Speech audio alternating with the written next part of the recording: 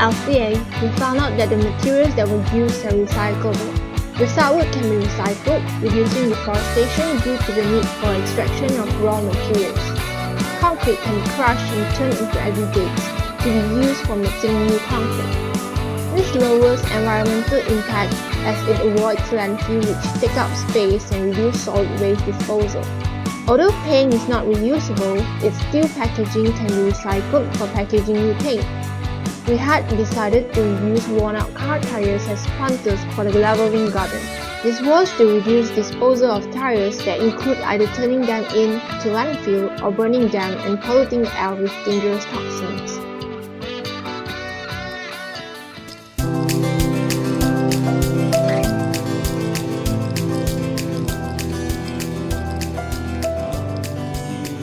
The refugee center that we established was about 5 years ago. We are doing mainly social engagement. Personally, I'm actually a social worker from a church, and when we've been approached by United Nations to see whether we be keen to be one of their implementing partner. So what we're doing over here is actually a part of extension of what United Nations wanted to do, because they been without resources in terms of manpower. They would have difficulties trying to implement roles like this. And as a church, we want to engage with the community. 5 years back when we started the school, there were only 22 students. Now it's 320 students. Do bear in mind that we are running with a budget of 300,000 a year, this school. If you work it out, with 320 students, we're only spending every student 80 ringgits per month. Food, lodging, transport. We're thankful that you have come over here to help do some sort of a landscaping. We were struggling because you have to understand that we are actually a faith-based organization. We do it, just have to trust that God will provide good partnerships like you all. We're thankful of a church who have actually come and helped clean up all this place, provide us a table, provide these cabinets for use. We rely very much on well donors like you all. And if you have been able to come and help to do a landscaping, it helps us a lot. Or else you have to take one big circle, go from this area. Now we can come down from this part. If you have actually put up a good staircase for us. Of the gardening was actually done by the student themselves. That portions, we actually want to use it, but because of the cumbersome, the student going to go up and down because of the uneven space, uneven landfill, that we will need to constantly have to ask the student to take a picture to come over here. So from there, they'll easily go down and do the planting and walk up again.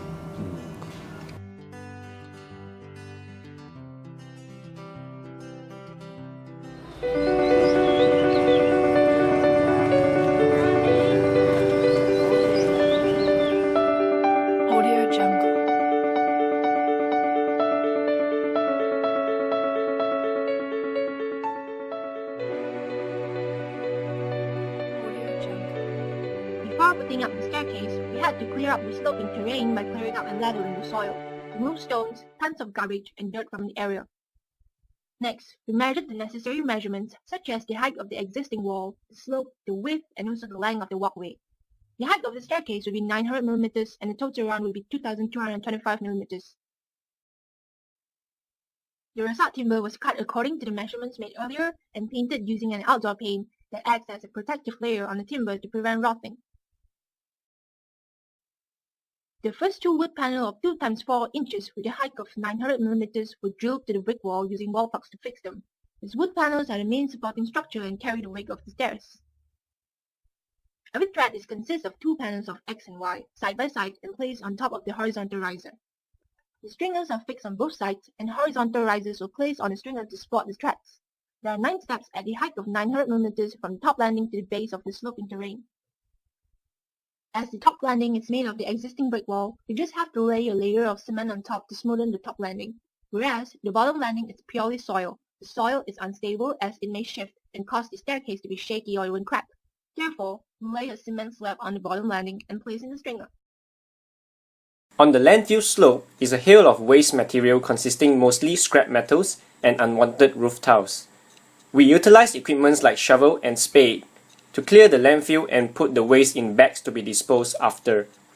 We reuse bricks found in the waste to construct our foundations and use soils to refill empty gaps.